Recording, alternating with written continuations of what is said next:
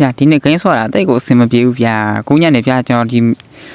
ဟိုဟိုင်းလော့ရဲ့ဗျာဒီမတ်တစ်စကင်လို့ကျွန်တော်လိုချင်လို့ပေါ့နော်ဂိမ်းဆော့လိုက်ပါတယ်ဒီကွိုင်းလေးကမပြည့်လို့တဲ့ဆိုပြီးတော့ဆော့ရ73ဝက်နေအဲ့15ထိရအောင်ဆော့တာ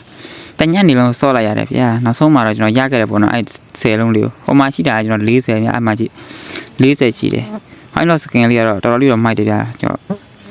ဒီတော့ကျွန်တော်တစ်ချက်ကြည့်မယ်နော် brother တို့မိုက်တော့မိုက်တယ်ဗျာဟိုင်းလော့စကင်လေးအလှတော့လှတယ်ထုံးကတော့နည်းနည်းထည့်နေနော်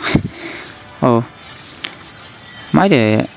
တူနောက် background အတန်းလည်းတော်တော်မိုက်တယ်နော် brother တို့ဒီ skin ကျွန်တော်တော့ကြိုက်တယ်ဗျာခုဒီနေ့မှလည်းကျွန်တော်လည်း coin 40ပြည့်တယ်ပေါ့နော်ကျွန်တော် skin နှစ်ကောင်းတော့ရှိပါဗျာကျွန်တော်မှဒီ skin မဲမရှိရဆိုတော့ကျွန်တော်ဒီ skin ကိုဒီနေ့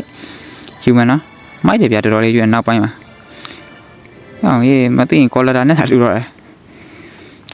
ကဲဘာပြပြယူဗျာကျွန်တော်ရာသာရမီဝတ်သေးဘူးဆိုလို့ချင်းအမှသွားယူကြနော်ဒီ season မှာလည်းမတ်တစ်ကိုရအောင်လုပ်ကြအဲမတ်တစ်ကိုရောက်သွားရင် brother အဲ့ coin 7 coin ရတယ်ပေါ့နော်နောက်ကြလို့ရှိရင်ဗျာတို့ကဒီ level လိုက်ကျွန်တော်တို့ coin တွေကိုပြီးတော့မှာဖြစ်ပါတယ်နော်ခုကတော့ကျွန်တော်တို့ဒီ10 coin စီပဲပြီးတယ်ပေါ့နော်ဟို75လုံးရောက်ပြီဆိုတာနဲ့ကျွန်တော်တို့အဲ့မတ်တစ် coin 10 coin ကျွန်တော်ပြီးရနော်ခုဟိုင်းတော့ကျွန်တော်ဒီမှာကျွန်တော်ရဲ့ဒီ game profile မှာကျွန်တော်တွားထားပြီးကြည့်မယ်နော်မိုက်တယ်ဘာဖြစ်ကြွားတာပေါ့ထားပြီးတော့ပြီကျော်အမှဗျာကျွန်တော်ကို